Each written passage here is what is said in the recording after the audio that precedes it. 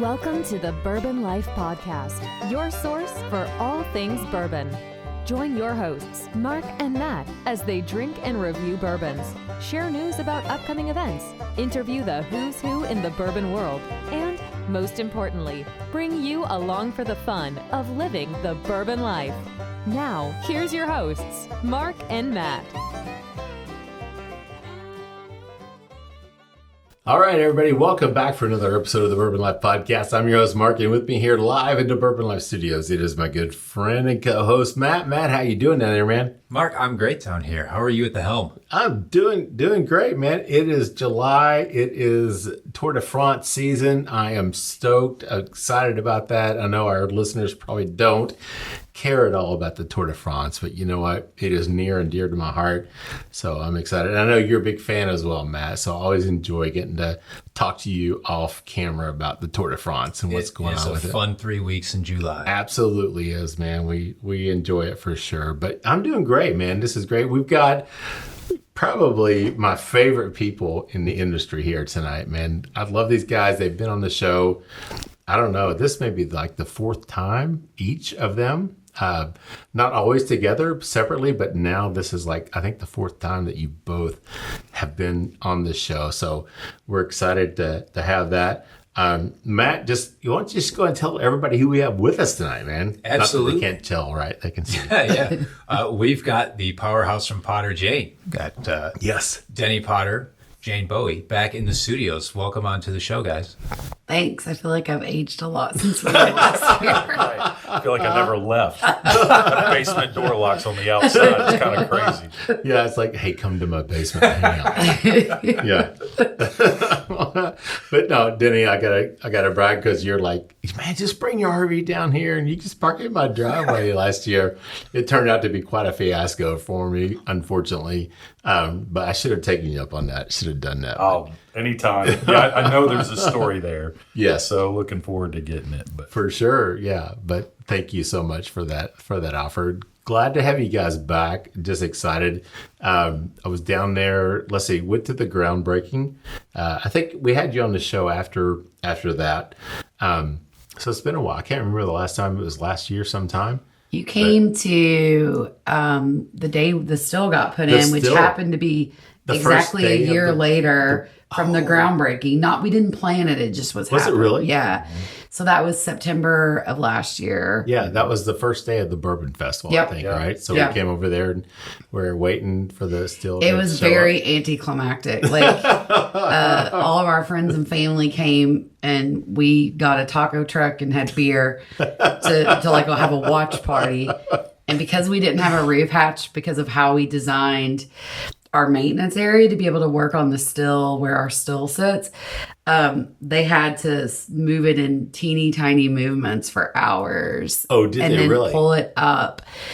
And then after 4 hours, and the people that hung on, which was mainly just our moms, they said, "Oh, we can't wait." All the copper were like, "We're not unwrapping it. That'd be insane."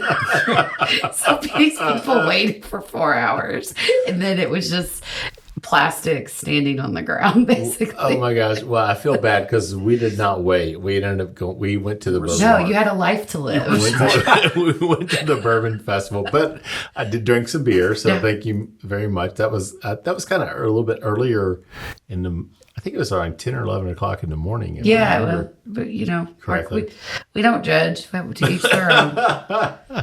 It was kind of cool that day too, if I remember correctly. There was some rain and wind because Denny was let off the hook. So we had a meeting about an electric hoist to pull up the still. And so, it was going to be like a $12,000 spend. And as a startup, you think about every penny. Absolutely. And so we said, well, will we ever use this electric hoist for anything else? And they said, nah. So we said, we'll just do the manual, not realizing we don't have to do this manual hoist. Right. So 5 guys took it in turns to manually hoist our still up. Wow. And so everybody was giving Denny massive shit the whole day. But they ended up saying the wind was so terrible, they wouldn't have used the electric hoist anyway because it would have been so dangerous. Yeah. But those guys worked their tails off, man. Yeah, it was we got a lot of rain that morning. As a matter of fact, it delayed the delivery of the still. Which is why that's right. Yeah. That's right. I remember I think it was 2 hours late showing up. Mike Sherman was like, "We're gonna get it there. I swear to God, it's coming." He's a great dude. Oh, He's awesome. Mike we had him on the show, man. He's just a good dude for sure. yeah, that whole their whole operation. They're just good people. They're super fun people Rob, as well. I know his dad Tom pretty well, which it's amazing to have a company like that that's based in Louisville, but that is as global as they are. For sure, yeah. Crazy, right? I've told this story a couple times, but when I ran Cruise and Rum down in St. Croix for 3 years, yeah. So I was the general manager. So my first day on the job, I moved to this Caribbean island, right?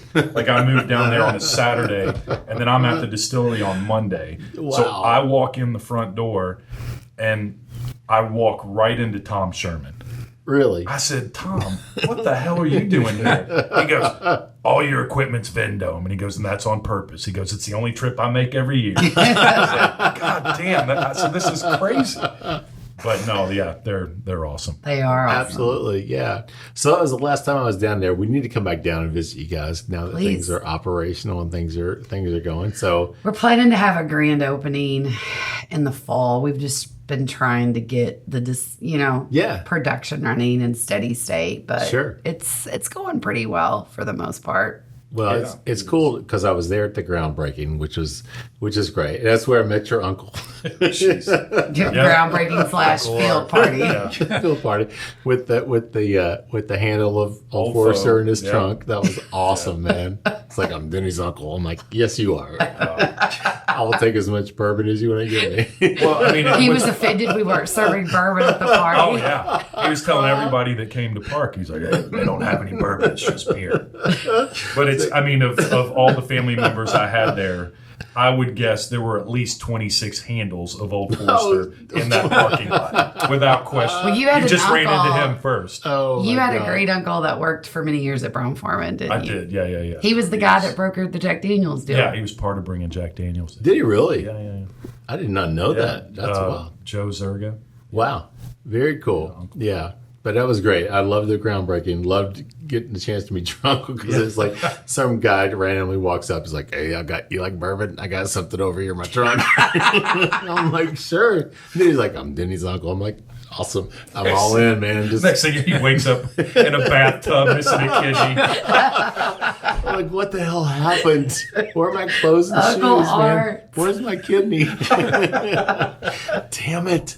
So Not again. Yeah, not again. Yeah. Damn it. Serves you right for hanging out with Uncle Art. That's true. That's true. They're blaming it on you, Mark. That's what you get. Oh my gosh. So you guys brought like an entire like a craftsman's box. Box. I don't know how else to describe that. It's like a carpenter's box of stuff for us to drink. So what are we going to drink this first round, Jane?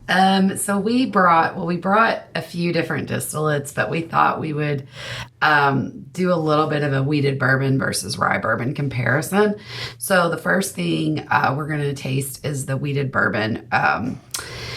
So it's got 64% corn, 23% wheat, and 13% malted barley. Okay. So we are a strict enzyme-free distillery. There are no enzymes in our distillery. Okay. So we start all of our mash bills with the malted barley and then build it out around that because you have to have a certain percentage not to need boxed enzymes. Some of the other things we're doing, so this is actually a 6-day beer. We're doing slower fermentation, so we're doing lower temperature sets. So this would have been set at 68 degrees, and then we would have held it in the upper 80s. So what we're trying to do with that is really build lots of flavor progression through it. All the flavors really created during fermentation when you look at distillate, right? Yeah. So it's been a lot of fun being able to play around with process and really exploring the different flavor levers we've set up at Potter Jane. So going back to the malted barley, just so people understand, because obviously it's a grain, Yep. but you could buy the enzymes to do the malting. Yes. Basically It's you need malt, you need amylase to turn starch to sugar in the cooking process. So you mill up all your grains to get all the starch there, and then you want to convert it to fermentable sugar. So the reason malted barley was used is it has natural alpha and beta amylase that breaks down, right? Yeah, This starch right. into sugar, and it breaks it into more complex sugar chains. And so this was why it was used back in the day. Well, I mean, technology and science are wonderful. It's not a bad or right or wrong. It's just a choice. We like the flavor profile of natural, amylase coming from and those complex sugars where boxed enzymes are going to break it down to a glucose level. Okay. So it's more of a simple sugar. Oh, okay. So from a flavor perspective, you can think about complex sugar versus simple sugar. Okay. There's a didn't- lot more, but that's the general gist. But I did not know that personally about the box, using the enzymes. I didn't know it broke it down that to single glucose. Okay, I didn't know that. Yeah. So makes a difference in the fermentation process, right? Yeah, I mean, you sacrifice a little bit of your yield. When you look at conversion of bushel of grain to a proof gallon of alcohol, but at the end of the day, it's kind of the style that we've chosen. We've both been involved on both sides of the whiskey making process, whether it's enzymes or shorter fermentation times or all the other things, and they all make good whiskey. It's just, I don't know, we just kind of wanted to go back to how they used to do it 20, 30 years ago. Sure. And it sounds a little bit cliche when you say that, but it's kind of fun to do it. And because because we own it, Yeah. and we can make Do all what the goddamn decisions. Do what you want to It's do. like right? if we want to do a 6-day fermentation, we'll do a fucking 6-day fermentation. Yeah. And listen, you can make great whiskey on 3-day. You can do all those things, but there's not many people that are still doing 6-day fermentation. So it's just a little bit of a play on going back to longer fermentation. And I will say, we're not traditional for tradition's sake. Like, it's not about not wanting progress. We love progress in different, really boring ways, like where we bring in caustic for our CIP and all the cleaning. There's been like a lot of technology for that, where your people aren't having to open bags of chemicals anymore. We love that. Sure. But I think for us, the goal of this was really about, we've spent 45 years in this industry combined, and studying where flavor comes from, understanding we're consumers first. We love to drink bourbon, sometimes too much. And so for us, it was like, this is the style of bourbon we want to make. It's not a judgment thing. It's a personal choice. And we want to make bourbon that reminds us of why we fell in love with bourbon in the first place, right? That's it. That makes great sense. Matt, let's talk about the distillate. What do you pick up in terms of the nose on this? I know we're talking about distillate. How old is this? This came right off the still? This was right off the still. It's 130 proof, which is our high wine for our wheated. And this went through a doubler on its second distillation, which is just a continuous running pot still. Very nice. Matt, what do you get? It's got a lot going on. There's I pick out some of the singular grains in it, just really nice grain qualities.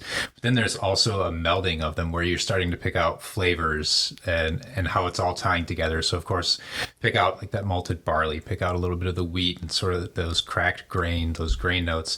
But then it comes together, there's richness, like a little buttery notes. There's some light, almost like tropical, fun, kind of like coconut type notes. There's that bready, kind of toasty,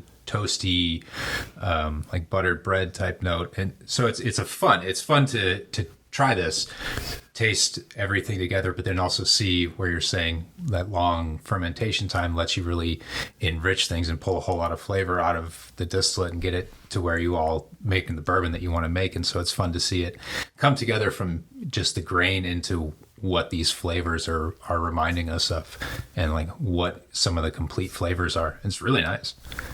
Yeah, very nice, Matt. I mean, I can't add much more to what you said, but it's just very pleasant, you know, because sometimes when you smell something right off the still or very young, it's like, yeah. And you said what's the proof on this? 130. Okay.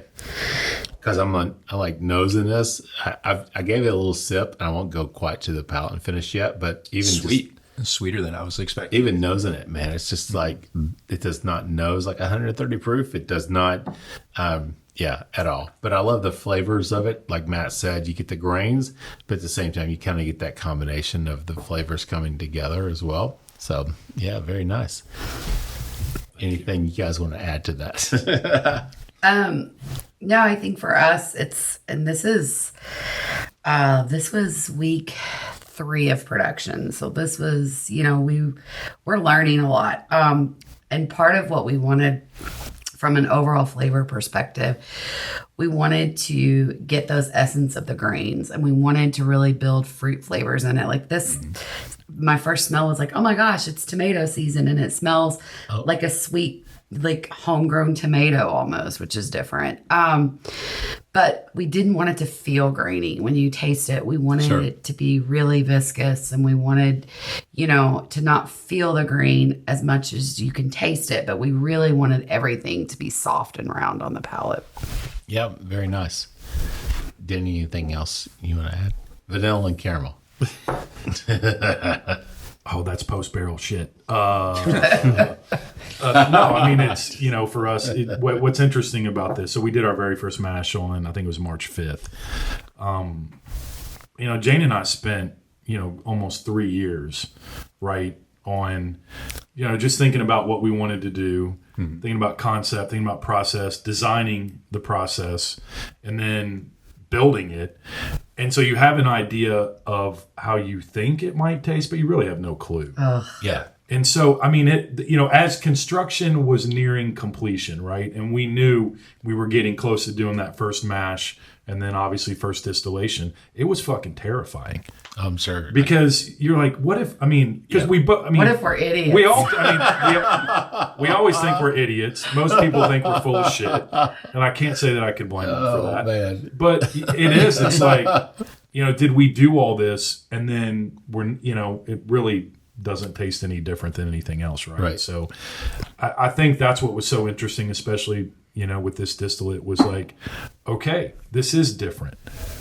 Right, it is different than anything that I've ever distilled before, but it's a little bit of validation, and it's just the first step. Right, there's so many. Right. But if you screw this up, then the rest of it doesn't matter. Sure. I mean, if your distillate has off notes, you might be able to mask some of that in maturation, but for the most part, it's not going to be good finished whiskey. So it was more like just the essence of what we thought it should taste like, and I think we hit it. It is sweet. It is a bit like the tomato. I remember when we were tasting the first time, Jane threw that out there, and I was like, "Holy shit, that's kind of exactly what it is." Man, you talk about toasty.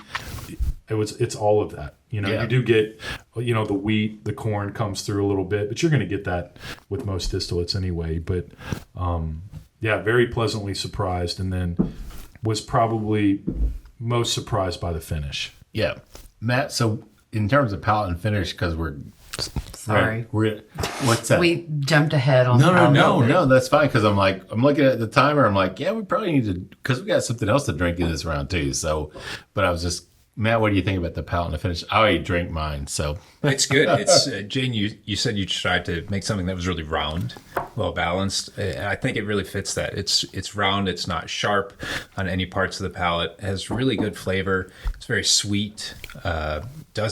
It's like not off-putting at all. It's quite delicious. Very, Thank you. Very good. Nice. And it does not drink like 130 proof. No, certainly. I mean, not. like what that? I mean, wow. Can you guys just leave that bottle? No, I'm just kidding. Yes. Anyway, but we're gonna drink something else this round too, right? So what else do we have? So we brought a Rye Bourbon Distillate, same mash bill, just rye instead of wheat. Okay. So 64, 23, 13. 6-day beer, same yeast strain. ran through the same column still, but one of the things Mike Sherman and Then Dome did for us when we started talking about our second distillation, he looked at Denny and said, all right, Potts, you want a doubler? Because I know it's what you ran at Makers. Or you want a thumper? Because I know it's what you ran at Heaven Hill. So we just asked, what's the flavor difference? And he said, no idea, because people have one or the other. They don't have both. So we kind of had a conversation with him and said, is there any way you could build a hybrid still that could operate as either? And he said, I don't know. I'll get back to you. Called a week later and said, our engineers figured it out. So our second distillation, it looks like a classic doubler, but you can also run it as a thumper where you're putting cold water in it. And when you're coming off the column still, instead of condensing it back to a liquid, you take the vapor straight into the pot still. And when the hot vapor hits that cold water, it naturally redistills itself. Okay. And they call it, I should not be explaining, Denny should be explaining this, I'm sorry. No. Perfect. They call it a thumper because it thumps, it right? thumps when you get it up The to equal moonshiners, vapor. especially moonshiners, were like, it was a thumping. Yeah. It was a thump. Yeah. Thump. So, and then we added a gooseneck to play around with reflux and mouthfeel. So we're thinking a lot about mouthfeel as well. Mm-hmm. So this is our rye bourbon, but instead of being run through the doubler, we actually ran it through a thumper. Okay. And we've got examples of all of it. So we're really learning, and the flavor differences are pretty immense. It's very different. And this was our first thumper run, is that right? No, this is the rye bourbon thumper. Oh, okay, so it's the one we ran. Okay. I have the wheat thumper as well, which might have been the more interesting tasting. But Matt, what do you pick up on the nose on this? The rye, the thumper rye. It's completely different. I know that we're talking different mash bills, of course, but it just has a completely different profile and a whole different personality. It's got this deep, creamy, thick nose to it. It's almost to me smells like the proofing of a sourdough. Yep. It kind of reminds me of those days working in a kitchen, like the proofing of dough, kind of like everything that's kind of going on with that funky yeast as dough rises. It kind of has that aroma to me. Oh, that makes me so happy. I mean, it smells great to me. And it's funny because I'm not the greatest at nosing and tasting, obviously, but you can tell the difference, obviously, between the rye and the wheat, because that to me was super, super sweet. This does have its sweetness, but it's also a little bit more of the spiciness that comes, I think, from that rye. It's still, what's the proof on this one? This is 131.8. I'm just like, there's no way. I mean, this is to nose it? Not at all. Yeah, we get that. That's a very common reaction for people that are trying our distillate is they just can't get over that it's actually 130 proof. And I think some of it, you don't have that burn either that sometimes you can have with distillate. Sure. But no, it is. It's definitely a little bit spicier, a little bit heartier, I'd say. And some of that is the rye and some of it is just running a thumper. Okay. And I actually get a lot of fruit on the nose. Yeah, there's as a little well. bit, It's our rye bourbon distillates have been really interesting. Very nice. Matt, what do you pick up palate and finish on this one since we're close to the end of the round here? Palate and the finish drinks more rye-like to me. Spicy, heat. It's got a really, really nice, long, warm, kind of herbal, cinnamon, nice, good long finish, a little sharper than the wheated, which was really round, really drank really well, really full, complete. This is kind of punch, smack in the face. Really nice. I like it. But still not 130 proof. Doesn't make sense. And it's really, during the break, I'm going to make you all taste the rest of these distillates. For sure. Yes, twist my arm. But it's really, so I think the thumper provides a more linear mouthfeel. Okay. So what we found is the doubler is very round. And so the thumper, so when you taste the wheated bourbon on the thumper, you'll be blown away because it's same thing. It's punchy, it's linear, it's big flavor. And we actually are playing around with upping that proof to kind of really mesh with it. Now our entry proof, we're cutting to 110, which we'll do in the next round. But Okay. We've tried to create as many flavor levers within our distillery as we possibly can. And that's also, the thing about tasting both of these, Jane, is like sometimes when you taste White Dog, distillate, there's something that's a little like, or a little off-putting, or you get something. Neither one of these, at all. So kudos to you guys, man. Yeah, I often feel like I try White Dog and I think like, oh yeah, that's ready for the barrel. Yeah, right. Yeah, right. Let's not play around with that anymore. Let's give it 6 years and see where we're at. Yeah, but this actually has good flavor, good personality to it. It shows really well. The work that you all have put in, all of your years of experience are really shown well in the glass. Thanks, Matt. Thank you. Well, guys, we're at the end of round one here. Why don't we take a quick break, get a word from our sponsors, and we'll come back with more with Denny and Jane with Potter Jane Distilling in just a minute. Three Chord's line of whiskeys embody the spirit of creativity. The whiskey is a true collaboration between producer and composer Neil Giraldo and master blender distiller Ari Sussman. The Three Chord team of expert blenders, coopers, and sensory professionals have developed a multi-step process they call Perfectly Tuned Taste.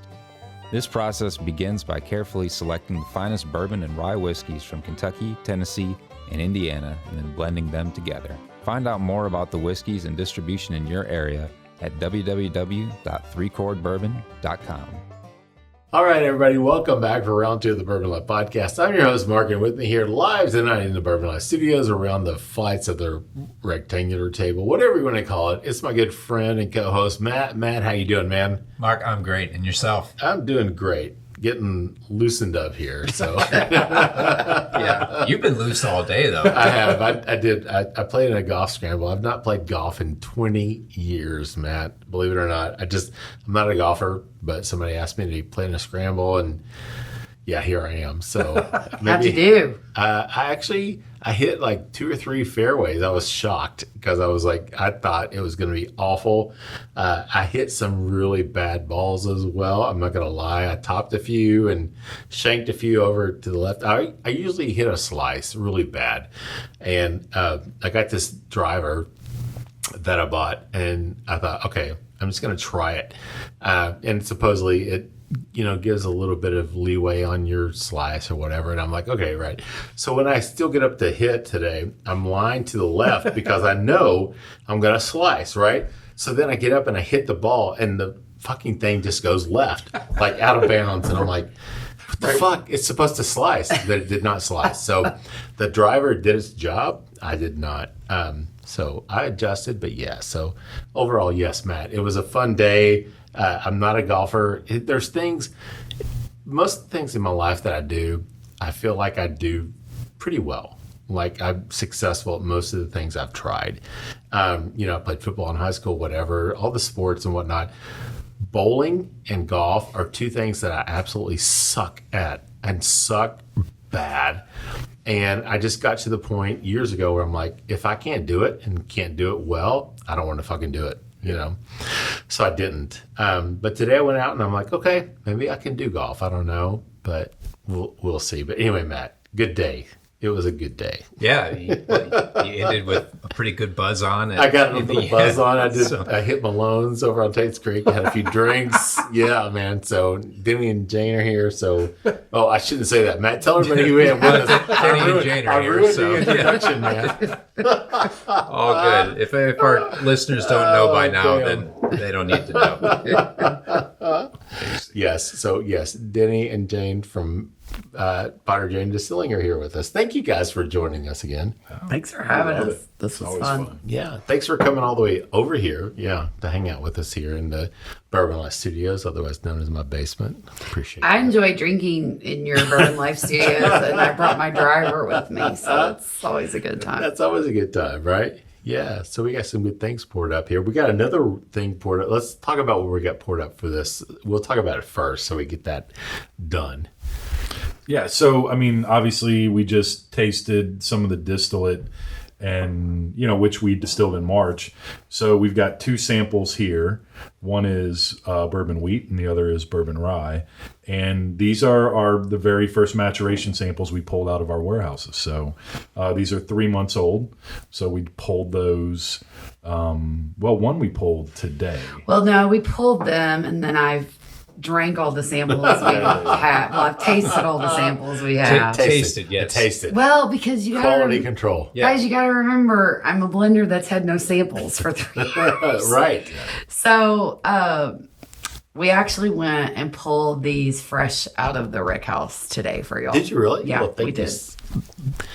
Appreciate that very much. These were 2 of our favorites. Yeah, which you're always looking for a reason to go pull. Yeah. So it's like, hey, it never gets old. It's the greatest thing. I can't imagine. I cannot imagine. Yeah. Honestly, I cannot imagine being like, you know what? I'm going to walk to my rick house and I'm going to tap my barrel of the juice that I distilled and sample it. I mean, that's exactly how it feels, and that's exactly what we say to ourselves. Yeah, it's like I want to call or text all my friends, like, guess what I'm doing? Yeah, motherfucker. Yeah. Well, and even better is, our team members. We have 20 employees, and that includes Jane and I.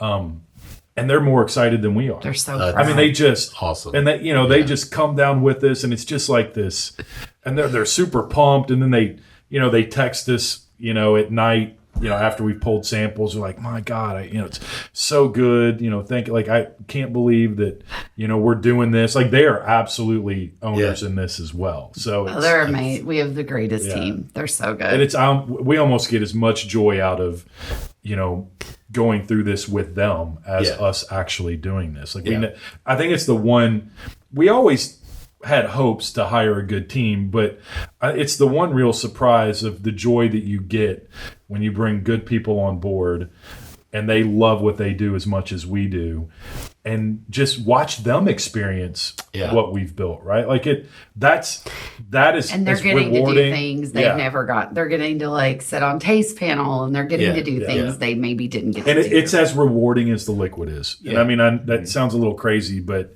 it is. And they're the reason why, this thing is moving in the right direction, and we've got great distillate. These 3-month-olds are tasting good, and when we get to flagship, it'll be good as well. So, I mean, that's got to be great as an owner to have your employees just buy in 100%. I can't imagine the feeling. But if you don't have owners that you want to buy in and you don't believe behind, then you have just a bunch of employees. But when you create that atmosphere, you create that environment, you get family more than employees, because it's a fun environment. We just hope we don't disappoint them. I'm like, God, I'm gonna fuck this up. We always are like, right. We always. God damn. The first time our distillery, our distillery manager, his name's Patrick Meredith, and he's been in the industry 17 years. Yeah. He actually started at Jim Beam in processing. Oh wow, okay. And doing bottle fill hype, and then he worked at Makers in the distillery. And was a supervisor there, and just a really good guy, hard worker. But the first time he walked through the distillery, we were a nervous wreck, because it's like, how's he going to grade this distillery? And then is he going to, are they going to think we built a good distillery? Are they going to think, this place makes sense? Because at the end of the day, you haven't been running the distillery since when? Oh, Jesus. I mean, forever. Yeah. And so we haven't done these jobs in so long, and these are the people who are the best at what they do. So it was great when he's like, this distillery is amazing. We're like, okay, good. We did it right. Did it, yeah. That's awesome. That's great. Before we taste these, I do want to point out at 3 months, I want to temper the expectation a little bit. Because the team asked this when we first started pulling samples 2 weeks ago. They're like, what are you looking for at 3 months? And it's a great question, right? Because it's not like we're ready to go bottle and drink this. Right. What we're looking for is the integration of the whiskey and the wood. Is it working? Right? Okay. Do we feel like they're integrating well? Do we feel like the aisle side of the barrels versus the window side, or doing the things we would expect them to do from a taste profile, right? So the first year, it's really tracking every 3 months to start building a maturation curve. And within the first 2 to 4 years, you really start to understand your curve. So right now, it's really about, do they at least get along a little bit? Right. So that's kind of how we judge at 3 months. I mean, that's got to be kind of weird to start, because you're starting from scratch. I mean, this is like the first, like there's no baseline to go there's back. no standard. Right, to go back and say, this should taste like this. This should be like this. This is our first time doing this. Yeah. That's kind of awkward. Matt, what do you pick up in terms of nose and stuff on this? Because the first one was the wheated, right? The wheated 3-month-old. What do you get? I think they're definitely starting to integrate. It's definitely, you can taste it. It's coming along.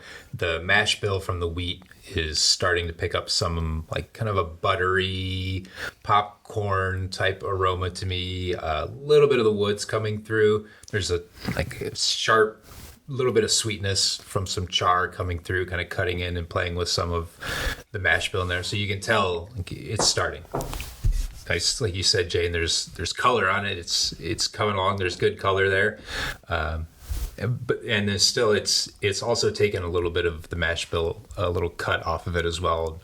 Started to make it think like, all right, like we're this to me tastes more familiar in some ways to bourbon than the mash bill, which was just an experiment in like how grains and flavors can integrate into making a great product. And now we're starting to build in that wood and that maturation layer to it. So you can tell it's starting. Yeah, I think that's a good point, Matt, because you can still detect the grains, but they seem like they're integrating together, so they're not as prominent individually. But then also, I think some of that oak is coming through a little bit. Just there's a hint of it, you can tell. But yeah, overall, this is like really nice for sure. What's the proof on this one? So our entry proof right now is 110. 110, yeah. So I think this came in just under 110. Okay. Very nice. So what's the thought process behind the 110 entry proof? It's the lowest Denny would let us go at this point with the financials. Barrels are expensive, Mark. I know. I mean, because you could have gone, you can go up to 125, right? Yeah, use less barrels, yeah. Yeah. So, and that would save you money because you're using less barrels. So to make that decision to go to 110, I mean, that's going to bump your. It is, and cost up. it's obviously we have experience with 110 as well, and there's other distilleries that go in at 110, and I think it's really experience and what we have kind of played with in the past, and obviously Jane has done pretty intensive studies on barrel entry proofs and what are the best, and at 110, I mean, everybody knows water is a universal solvent. So when you think about that integration with the barrel, right? Well, I mean, if you have a little bit more water in there, you're going to get a little more integration. But these aren't just 110's the best, right? Like there is science behind this, and then some of the work that Jane's done in the past, it's kind of proven out that those lower entry proofs, you actually get more maturation. Wood sugars, advanced maturation. Wood sugars in particular. I think it's just one more lever. I think we will play around with various entry proofs. Sure. One of the things we talk a lot about, we have big dreams. We have long dreams, right? But the truth is, you got to earn your weird a little bit. So for us right now, it's really about steady state. Let's hone in on understanding our distillery. Let's understand our maturation process. Let's understand and let's get the fundamentals and the basics and the core right. Sure. And then we can go earn the right to go do all these weird and wonderful things that we dream of. And part of it is a financial choice, right? I mean, we are a startup. We own this thing. So we really think about every dime we spend and how we spend it. Sure. Which, I mean, you've got to, right? I mean, and that's a question I was going to ask you guys as well. But let's talk about the palate and finish on this first one before I do that. Matt, what do you think in terms of this? Oh, shoot. I Sorry. go somewhere else. I got to go back to it. We're just going to take a quick break. No, I'm just kidding. It's good. The sugar is definitely coming through. I think coming down in proof from where the distillate was 3 months in the barrel, that water is definitely starting to bring out some of those sugars. Good and oily. I think the water adds a nice oily note to it. It's round, it's full. You can definitely taste the mash bill. It just like the nose, it's starting to integrate. Barrel's bringing it along. I think it's in for a good ride. I can't add much to that. I mean, I really enjoyed that. That's a little spicy because this is a wheated, right? Yeah. Yeah. But it does have like a spicy kick, which is kind of weird. When I think of wheated, I don't think anything, I don't like spicy. But on the palate, to me, it was a little spicy. Yeah, there's already some of those wood. eugenol, coming out into the... Yeah. So, but again, I mean, 110-ish proof. I mean, I just don't think it, to me, it doesn't drink like that. So very, very nice for sure. So I was going to ask you guys in terms of the production, the expectations and things. Obviously, yeah, I mean, there's a lot of things going on out there, a lot of people talking in the industry of things that we've seen. I mean, starting a new brand for yourself. Just can you kind of talk about that, how it's been, what you guys have experienced? Like they're looking at each other like. I mean, it's.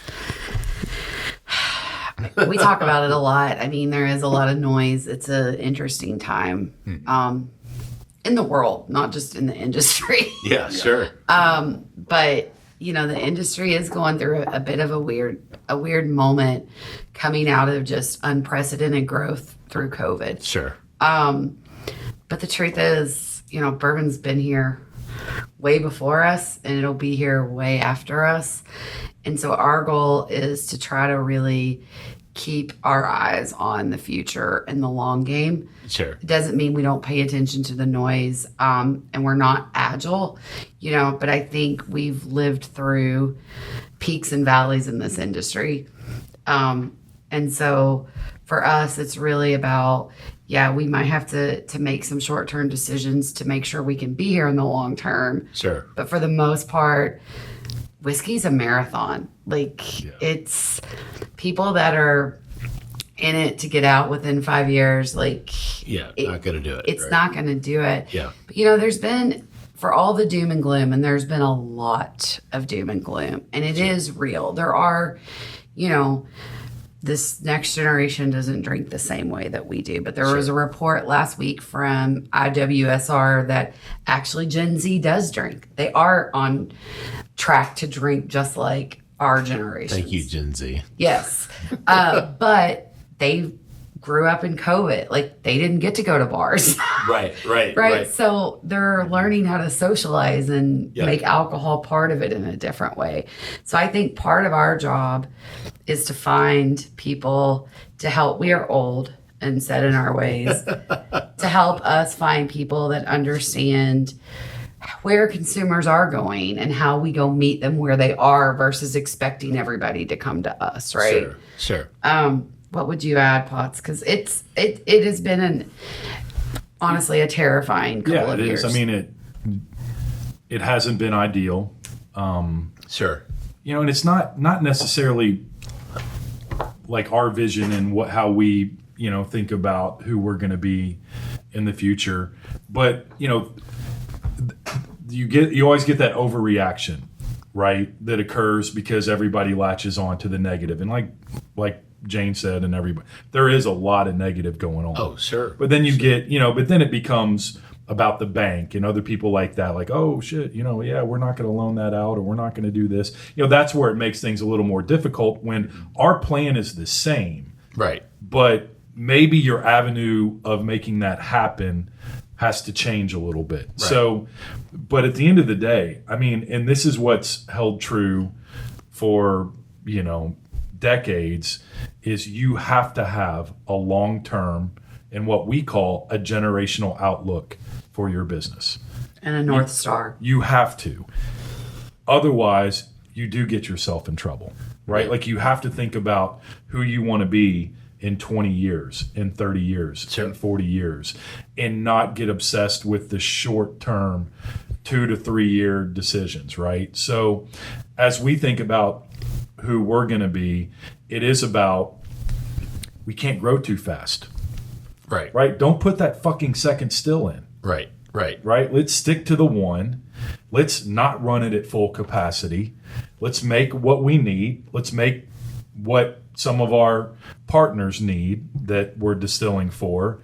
And then that's it. It may not be ideal, may not be, a ton of cash coming in the door. But at the end of the day, anything that's coming in the door, when you have a generational outlook, is going right back out. Yeah. Right. Because our distillery cost us $50 million, and that included 2 24,000 barrel warehouses. Our capacity is 50,000 barrels a year, right? We're not going to make anywhere near that, but you still have to continue to build warehouses. Right. And those are very expensive. You still, we do plan on building a bottling house. So it's like everything that you do have come in already has a home. Yeah. So you just can't get enamored with, because it is a lot of cash. It's a lot of cash coming in, and it's a hell of a lot of cash going out. So you just have to view these things as, hey, how do we need to look at this money? How do we need to spend it? How do we not need to spend it in order to be here 20, 30, 40 years from now? And because it's Jane and I, it's much easier to do that, because this isn't something we're looking at, to make a ton of money on. We want this to be a generational operation. We both have kids that we would love to see in the industry, whether that's with us or somebody else. But at the end of the day, one of the things we always loved at the other places we've worked is the generational employees that are there. Right. Yeah. Right? Like, we've had 3 generations of people that worked at Maker's Mark, and you had the same thing when I was at Heaven Hill. How cool is that? Because these are great jobs. Sure. It's a great industry. They're great jobs. So how can we build something that, obviously it's about the liquid, it's about the operation, but it's also about the community. And that's really kind of the outlook we've taken. And so, it's rough. The good thing for us is we don't have a brand that's on market right now. We're building towards that. When we think the liquid is ready, then obviously we do have plans on that. So who knows what that looks like 4 years from now, or 5 or 6 or 7. 6 or 7. But that's a round 3 topic. Yeah. But it's, right now you just have to get up every day, stay true to the course and the plan. Sure. Be okay with altering maybe the means of, how you get somewhere, but it is what it is. But your listeners should be excited. Sure. Because the consumer is getting ready to win in this industry, and the consumer hasn't necessarily been the winner for a while. Yeah. And what I mean by that is, I do think you'll see your favorite bottles back on shelf every day. I think you'll see prices stabilize. I think bourbon got a little too big for its britches. Sure. I'll just say it. So sure. I don't know if you guys agree or not. I think it's been a wonderful. I agree with you on that 100%. And so for your listeners who love drinking bourbon, just like all 4 of us do, I think the shelf's going to naturally weed out for maybe things that don't belong there. Sure. And I think consumers are going to be able to afford some of their favorite brands again. And that's a great thing. Sure, absolutely. Consumers win, and that's great. And they'll keep drinking. And I saw a graph a couple of days or weeks ago that was talking about, the COVID spike. Yes, there was a huge spike, but even after post-COVID, there's still the upward trend, right? I mean, you had pulled those 2 years out. It's right on track. Yeah, exactly right. And so that hasn't really changed anything. It's just we're seeing that pullback from the COVID. You see pullback because that's what you hear, but you see pullback because people invested in expansion, right, post-COVID, because they saw these incredible growth numbers. Yeah. So there's retraction in production, but a lot of times it's just going back to what your production capacities were pre-COVID. Right. And that's, that's a big part. It's not all of it, but, that certainly has played a big part in people like pulling back. A lot of people spend a lot of money to expand. So that's what you're running into now. I mean, that's what we have seen is where you can get yourself in trouble is, we're a very capital intensive industry, and, dumping a ton of money into capital, and then all of a sudden, you're not able to, get the ROI that you expected on that expansion because it's super, super expensive. So it's a combination of things, but I mean, super sexy talk for a Tuesday night. Speaking of super sexy, we got another drink poured up. That was a good segue. Yeah, thanks, man. Yeah, thanks, Matt. What are you nosing on this one, man? So as this has been sitting in the glass here and gotten some air to it for now, 15, 20 minutes, I would tell you that this is a 2-year product. Oh, based Matt, on the nose. you flatter. And this is the rye. This is Rye Bourbon. Rye Bourbon. To me, this has a lot of the characteristics that I really love in young rye whiskey. And I think there's something to be said about young rye whiskey because it can still be a little playful. It's not chased out by the barrel where a lot of the oak, a lot of the wood sugars are really starting to dominate things and take over. There's still some playful notes from distillate. There's still a little bit of grain in there, but it's starting to integrate with the oak. It's starting to pick up on those darker notes, but it's still a little playful. It can be a little grassy or a little rye forward. And to me, the nose on this really hits a lot of that. There's distillate in it. It tastes and smells like that really nice, good young rye distillate it's not afraid to still kind of taste that way, but at the same time the barrel is starting to take some influence and take over, get it a little richer, a little darker. And so I could easily call this a 2-year product just based on how it smells. There you go, from the expert. I can't add anything to that. Expert. I don't want to add anything to that. We just screw it up. Yeah. No, I agree, Matt. I mean, it's really good. And I agree, man. I mean, I still get that grassiness that I talked about that comes through, but I really like that. But I almost get like a cinnamon, like spiciness that comes off. And I'm assuming that maybe from the barrel. I don't know. But I went ahead and tasted it too, Matt, and that kind of carries through, right? So you get that grain with that it's sweetness. There's corn in it, obviously, but you get that. But you get that spicy note as well. Again, still, this is probably right at 110 proof, somewhere around there. It does not drink like 110 proof to me, anyway. Very, very nice to drink. Very good. And I would agree with Matt. Yeah, I think it doesn't smell and taste like a 3-month-old. It tastes older. So, Congratulations. Very nice. Well, guys, we're at the end of round 2. So why don't we take a quick break, get a word from our sponsors. We'll come back with more with Denny and Jane from Potter Jane Distilling in just a minute. Welcome to the kitchen table at James B. Beam Distilling Company, where every visit is a celebration of tradition and flavor. Did you know that the kitchen table is nestled right within the heart of the distillery? That's right. You can experience the essence of James B. Beam's legacy while savoring their delectable dishes. Join them every Wednesday through Sunday from 11 a.m. to 5 p.m. for a culinary journey like no other. Planning a special event? Let the kitchen table be your host, creating unforgettable memories for you and your guests. And don't miss their upcoming Claremont Supper Club event on July 17th, featuring the release of their new Jim Beam Lineage Batch 2. For more information and reservations, visit beamdistilling.com. The kitchen table at James B. Beam Distilling Company. Come as a friend, leave as family. All right, everybody, welcome back for round 3 of the Bourbon Life Podcast. I'm your host, Mark, and with me here tonight live in the Bourbon Life Studios, otherwise known as my basement, it is my good friend and co-host. Hey. Co-host, Matt. Yeah. Hey, Matt, wait till I introduce you, man, and jump in there. My co-host, Matt. Matt, how you doing? Co-host. We have to have a show to have a co-host. My co-host, Matt. Yeah. What's going on, man? Not much, Mark. You doing all right? Yeah. Hey, look, I'm doing great.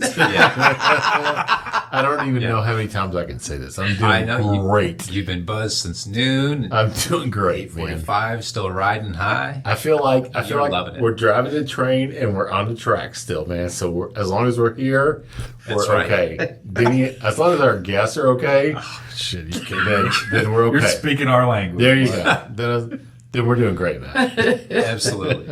You want to tell everybody who is with us? I sure would love to. We've got Potter Jane distilling with us, Jane Bowie, Denny Potter, back in the studios for their collective fourth time or so. Yeah. I don't have a gift. I suck at this. You guys can drink some of this 75 benchmark. We should have brought you gifts. I just want your cat to like me. Oh, I know. Yeah. I know. He's such a... We've been doing this show for 6 years. I gave up 6 years ago. Yeah, there's no wearing him down. I keep thinking, like, what can I do? Yeah, he's so... That's why I love cats, just because they're like, whatever, you know? Yeah, they're particular. They're so indifferent. You know, if they like you, they do. If they don't, they're just like, whatever. And you can't change that. Like, dogs are just like, you give them a treat and they're like, I love you. Yeah. Whoever you are. Cats are like, yeah, fuck you. No, cats they'll sniff out your desperation. Exactly. They will, right? No, they totally They sniff do. it out. And So I've been really, like, giving your cat the cold shoulder tonight, but that's not working either. Because last time I tried everything. Oh, my God. And he knew I Yeah. was desperate. Yeah. Well, time before last, Damon and Andre were here. They ended up late, or Damon was like in the floor, like trying to get Leo, and he was like, If you said Leo like Damon Thayer more than me, I was going to lose my mind. I was going to lose my mind. No, he's equally like oppressive to everyone he meets. Yeah. He just doesn't like he is it. Except for Anita. He loves Anita. Yeah. Equal opportunity hater. Everybody gets hated. He's the Mel Brooks of cats. Oh, that's awesome. Yes, exactly. That's very funny. All right, so we got something we're drinking in this third round. Thank you guys for bringing this. What'd you bring us to share? I'll tell Well, I'll say the brand and then you can tell the story. Yeah, because you you made say- the connection. Yeah. So we have a 10-year-old. It's an Old Stonegate, which was actually distilled by Heaven Hill in 1963, aged 10 years and bottled in 1973. Wow. And bottled at 86 proof. And yeah, it's really good. And it's kind of a neat story how we ended up with, quite a few bottles of these. Super random. A friend of mine who I used to work with from Chicago called, and her great uncle had passed. Actually, it was her friend's great uncle. But for ease of story, and he lived in Chicago his whole life and had this trunk in the basement. And they finally got the trunk unlocked after he passed away a few months ago. And they found 3 perfectly preserved cases of whiskey. Wow. And they had never heard of the brand. They Googled it, couldn't find out anything. So she said, I'll text Jane. So she did. I didn't know the brand, but we could tell by the DSP on the packaging it was Heaven Hill. Right. And so then I reached out to my 3 main bourbon historian sources. Michael Veach. Mike Veach? Yes. Bill Thomas at Jack Rose Saloon, and Bernie Lovers. Oh, yeah. And Bill Thomas ended up coming through and saying, hey, this was a regional brand in Chicago. So she just said, what should we do with it? And I said, you should drink it. And Bill Thomas actually said, I'll buy it. And we reached out to her and said, listen, we don't have bourbon in our distillery. We would love to serve this bourbon. And actually, I got a call the great aunt, and I want to learn all about the dad and understand the bar. He owned a bar. Sure. And why he kept 3 cases of this and they actually gifted us the trunk as well. Oh, shit. Did And they it really? was from Fort Logan, which was was it an army base I think so, yeah. in Texas during World War I. Really? And so the trunk is probably more valuable than the whiskey. Wow. So we were planning to serve this as part of like a tour experience at Potter Jane. But the problem is we've been so enthusiastic about this whiskey. We've already drank like a case of it. We gave Bernie a bottle. Yeah, Bernie got a bottle. We've gifted it. We keep It was a retirement gift for Bernie, Well, right? oh, He's sort of Yes, retiring, right? Bernie's a very dear friend of ours. He's- so. he's And actually, absolutely- he and I are absolutely. related, which is kind of crazy. You guys are? Are you really? Tell Yeah. that story. It's funny. Yeah, we I didn't didn't know that. We did not figure it out until, God, I had left Heaven Hill. You were back at Makers I was because I back at remember Makers. because y'all started calling each other cuz and it drove me crazy. Yeah, Bernie stopped saying cuz all the time. yeah. One of my uncles really dove deep into putting the uncles. Potter family Yeah. tree together. And, you know, and he had sent it out. I hadn't looked at it. One of my other cousins had looked at it, and he sent something to me, and he's like, "Hey, there's some lubbers on here. You know, if you think this is any relation to Bernie." So I took some snippets of the actual family tree and of how it was really connected to us, and I sent it to Bernie, and I said, "Bernie, do you know who this is?" He goes, "That's my fucking grandmother." You guys, you mean my grandmother? Yes, I know her.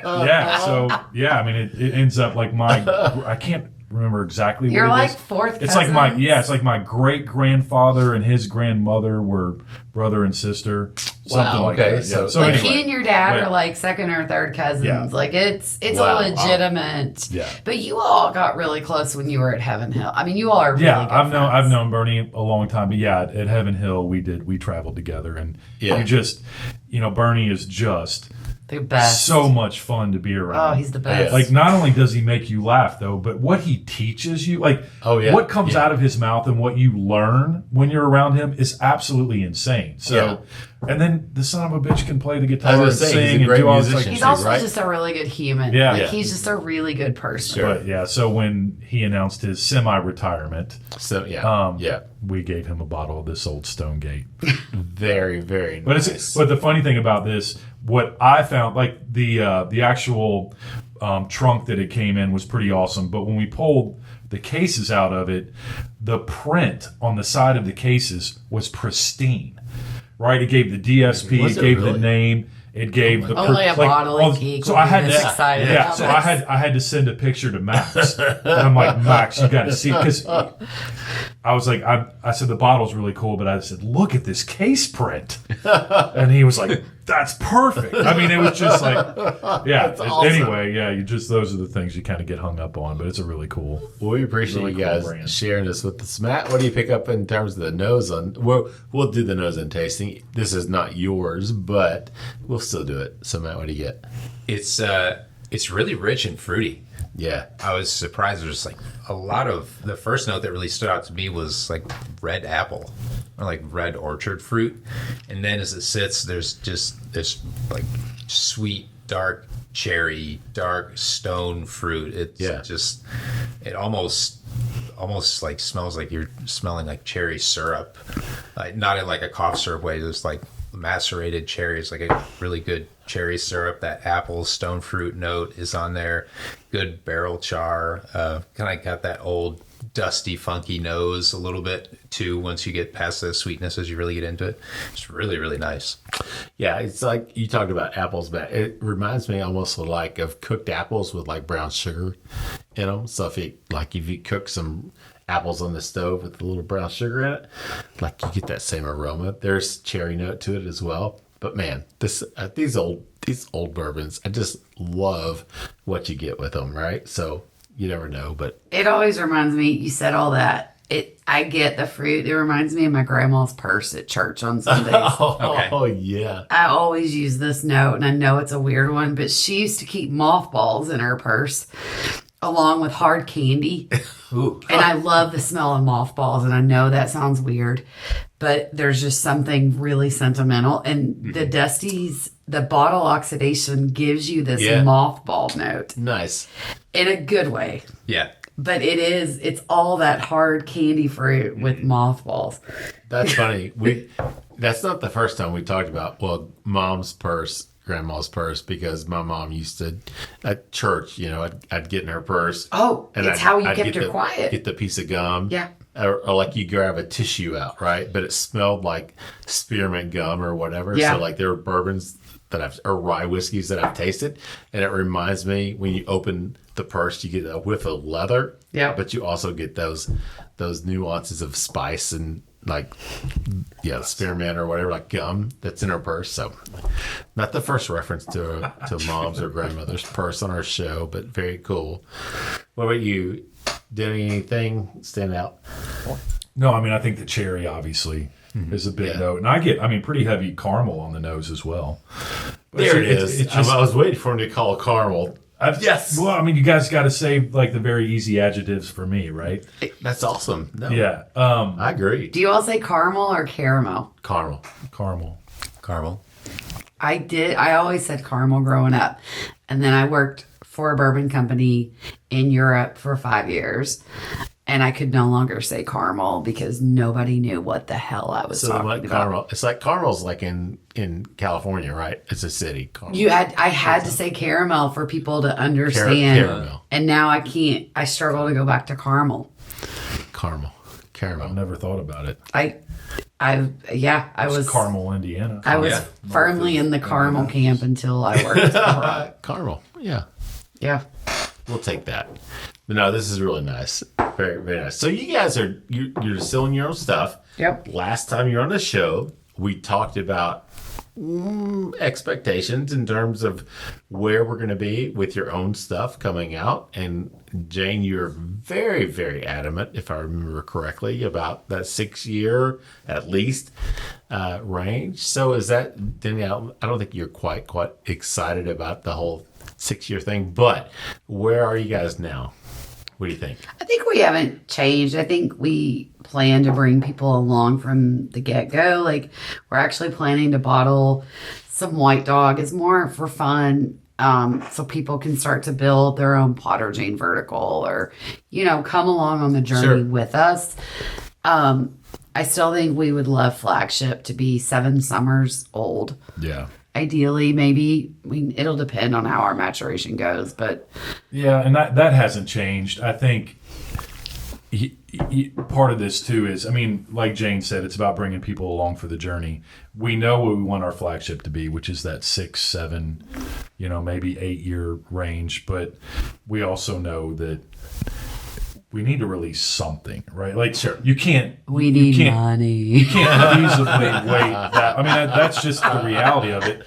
But if we can release a business, but if we can release a 4-year-old that is good quality, sure, right, at a very, very, very reasonable price, which is the plan, right? Like, it's okay to release a 4-year-old if you charge what a 4-year-old should cost. And that's a very good point. And so, that's, something that we're looking at right now. Obviously we're still over 3.5 years away from even a 4-year-old. It's going to go so fast, though. And who knows, who knows what we end up doing when it comes to that. But we would be dumb not to think about releasing, some kind of a 4-year-old. Sure. If it's part of the journey or, but if you can release a 4-year-old at $20-something dollars a bottle, which is probably what it should be. Right. All right, that's not awful. Now, if we were trying to release a 4-year-old at $80 a bottle, you should shoot us in the fucking head, right? And that's not, we are absolutely not fans of fuck you pricing. So that's not who we are. But if we can, put a 4-year-old out for something that's very reasonable like that, then maybe we'll do it. Yeah. You're putting this on the record, so now we have to do it. Yeah, it's on the record. Yeah. So what? Then we're going to release a 4-year-old? You're trying to bully me into like a price point. No, God damn it! We have talked about this. I'm teasing. No, but our vision on flagship has not changed. No, and I think part of it, people don't love this answer, but the truth is we don't know. Right? We don't know. We can do all the things right, and whiskey's a living, breathing thing. It's got its own mind. It's got its own journey. And so we're going to let the whiskey tell us a lot, right? Right. We're going to learn our maturation curve. We're going to learn when it's really hitting peak at different times. So we've also given ourselves permission to change our mind on some stuff. We've got the 20-year financials and plan based on what we've just talked about. But we also know trying to predict what a bourbon's going to do in a barrel, get out of here. Yeah, for sure. Yeah, you can't control nature. No. It's I don't want to. Yeah, a lot of stuff goes wrong when you try to do things like that. If humans have learned anything through time, sometimes you just gotta let it go. Yeah. Let it go, and it's why humans will never be replaced in our industry. Like, you still need an actual person to smell, and to taste, to touch, to decide how it's going. No, I think that makes perfect sense. So, Matt, going back to taste and smell and everything else, what do you get on the palate and the finish on this? Old Stonegate? Old Stonegate. It's an 86 proof, which is It's sweet. A lot of those fruit notes come in. There's it almost tastes like a sweet dessert wine in some aspects, like a Tokai or a Sauterne, where it has like sweet fermented fruit notes, sort of apples, stone fruit, little plum and fig in there. Just really nice. It's rich. It's absolutely delicious, easy drinking, full of flavor, kind of dusty, brown, sugary, funky at the same time, while like kind of giving some familiar notes. Is there anything out there that's 10 years old now that even closely resembles No. this at all? No. Nothing, right? Why is that? Some of it is bottle aged. Bottle age is definitely a thing. Okay. Some of those fortified notes you mentioned, you know, when you think about Sauternes or Madeiras or sherries, because it's sweet, but it's not bitter, but there's a structure that comes in at the end where the sweetness is like cut off on this, right? Yeah. And some of that is pure bottle aging. You get it in wine, you get it in fortified wines. But I also think this is a good example of why we're doing the things we're doing. Yeah. People aren't making whiskey like this anymore. No, it's different. I've not tasted a 10-year-old bourbon that I could think of in the modern era that has any resemblance. I mean, yeah, there's some similar caramel, right? Things like that. I mean, notes that cherry, whatever, but overall, it's not the same. It's just not the same. And the richness at 86 proof. At 86 proof. This actually That's drinks, what it's not, doesn't drink hotter. Right. But it drinks like more than that. At 86 proof today, I think is more, I hate to say watered down, but I agree 100%. You know, this doesn't drink like an 86 proof. There's so much going on. It's so fat and rich. Yeah, absolutely. I agree with that. So let's talk about you're working with people. You guys are making your own. We talked about that, but you're also working with different brands. So some of our good friends that we love, Damon and Andre with Kentucky Senator, you guys are working with them, right? We are actually. No, Andre, through his wife, we grew up in the same town, and That's right. Her kid sister was my best friend all through. Yeah. Grade school, high school. So known him for years. Not well, but yeah, you know, we are making a little bit of contract whiskey as a way to honestly, you know, help generate some revenue early days. Sure. I think what we didn't expect, you know, Denny talked about the employees and the satisfaction we've gotten with that. I think we've chosen really interesting and good partners. We only have a handful. We're working with about 5 customers. Okay. I don't think we expected this part of the business to be as rewarding as it's been. But the truth is, and I think Andre and Damon are a great example of 2 guys that have a vision. They have a commitment to quality. Yeah. They have something to say that is different, and there is a need, but they have zero desire to build and own a distillery. Right. So we've really enjoyed getting to know them, working with them. Another brand that we're doing the same thing for and blending with, you know, we blended with Andre and Damon on the Louisiana. The Louisiana, which is delicious. I got the sample of that. That was very good. Yeah, they had sourced some really good bourbon for that. But we're working with Frank August, which is another NDP that, you know, strong point of view. The bottle looks different. They're committed to quality. Like, we've tried to find people that have a different view than us, but are just as passionate and just as committed. Yeah. And it's actually been a lot of fun, and I hate to say I didn't expect it, but I didn't, if I'm honest.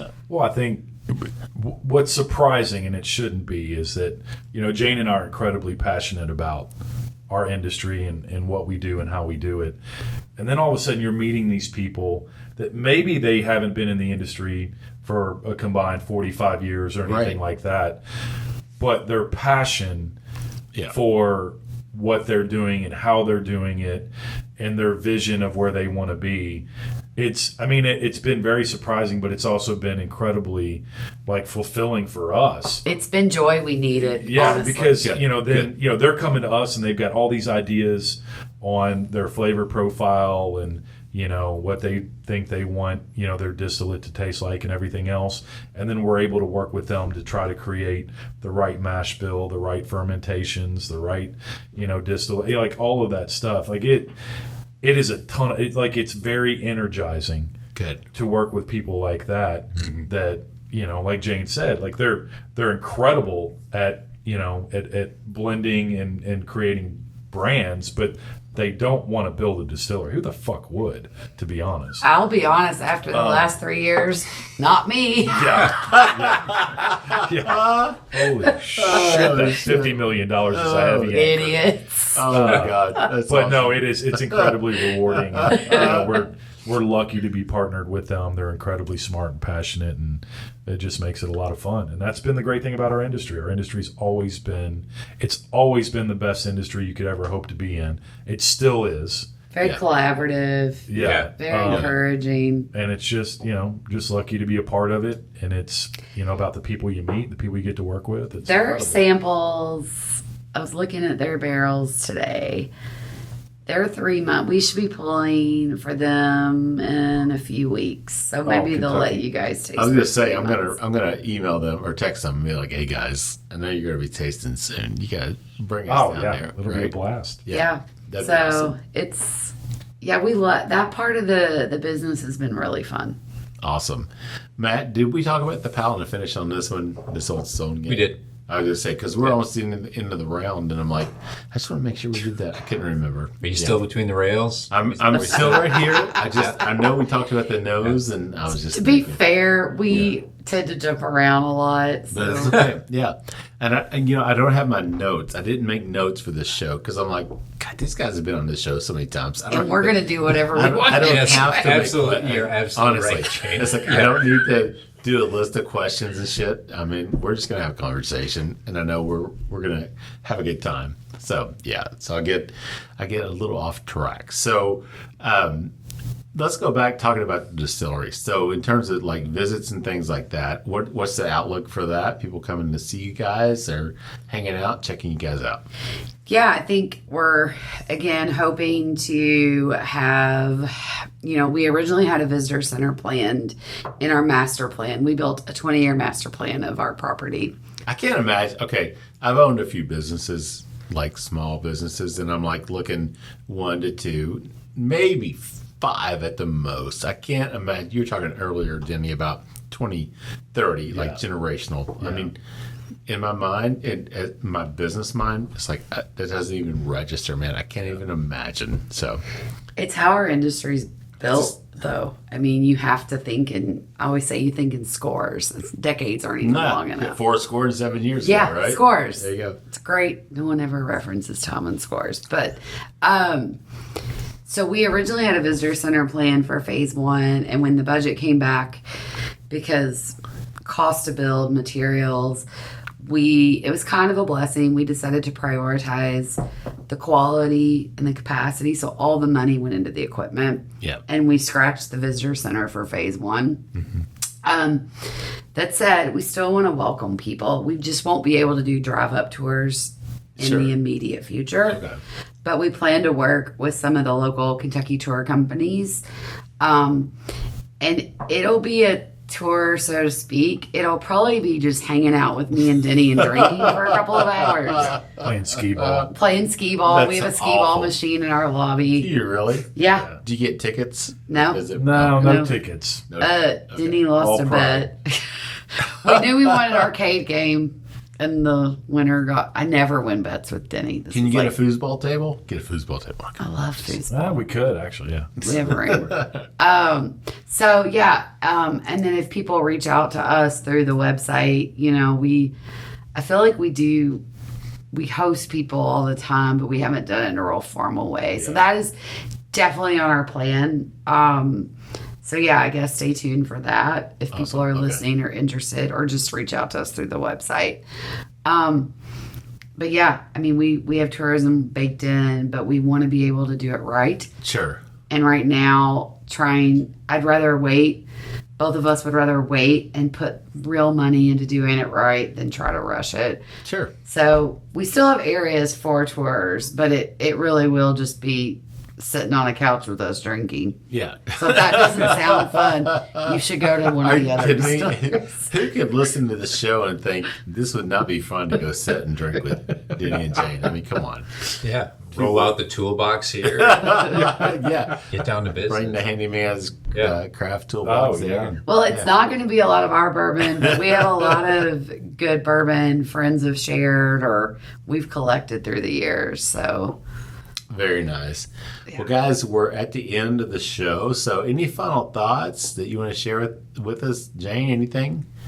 no, it's just nice to be with y'all, and it does feel like we were just here. So Yeah. it's things are moving faster than maybe we're ready for. Building a distillery's easy. Building a brand's hard. Yeah.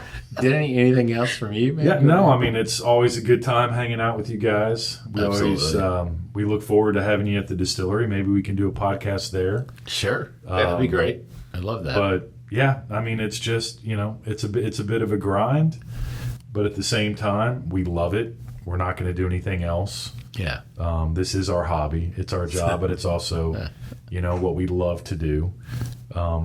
So yeah, we look forward to the next podcast. Awesome. That'll be soon. We'll make that happen for sure. Matt, any final thoughts before we wrap it up, man? As always, the pleasure truly is Mark and mine. It's so nice to see you all. Great to have you both here.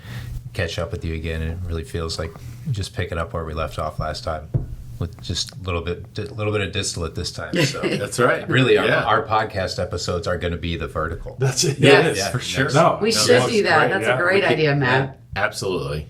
We could definitely do that. So, but thank you guys thank you for coming up and joining us here live. I know you guys are busy and got a lot going on. So thank you guys for taking the time. We love you guys hanging out with us. This has been a lot of fun. I'm like the fourth time, I think each. I'm going to go back and check on that, but I think so. Got to be close. I think it's got to be because I think both of you did like maybe 2 remotes, but I think you've done now 2 live as well. Yeah. So I think I crashed one of yours. I wouldn't be surprised. Yeah. well, we appreciate you guys joining us. It's great. Love catching up with you guys. Love what you're doing too. Thanks for sharing your distillate with us, and we'll definitely come down and check you guys out for sure. So. Of course, we are the Bourbon Life Podcast. We appreciate our sponsors, everything they do for us. We appreciate you, our listeners, tuning in every week, checking us out. Like Matt says, whatever time of day it is, morning, noon, or night. Matt, you didn't say that, so I'm going to say it for you. I'm rusty. Okay. It's been a bit since I've sat in the chair. Yes. Morning, noon, or night. Whenever you get your Bourbon Life fix, we appreciate you tuning in. You can check us out on Facebook and Instagram as The Bourbon Life. We'd love to have you join us there. Also, our private Facebook group, The Bourbon Lifers. Join us in there. We have some fun conversations. Don't forget about our good friend, Big Chief, Mike Hyatt, doing the Whiskey Trip. That podcast comes out every Tuesday under our umbrella. Check him out. Also, he has his Facebook and Instagram as well. Give him a like and follow. We'd appreciate that. With that said, I'm going to wrap it up. Send us home with our tagline, which is, may your glasses always be full. May you keep on living the bourbon life. Thank you for joining us for this week's episode of the Bourbon Life Podcast. Our mission at the Bourbon Life is simple: to share our passion for all things bourbon with you every week. And we'd really love to hear your thoughts on how we're doing. You can find us on Instagram and Facebook at The Bourbon Life. You can also contact us by email at thebourbonlife@gmail.com. And you can always find us on your favorite podcast platform. If you have a moment, we'd love it if you would rate us and give us a review. So until next week, we hope your glass is always full and that you keep on living the bourbon life.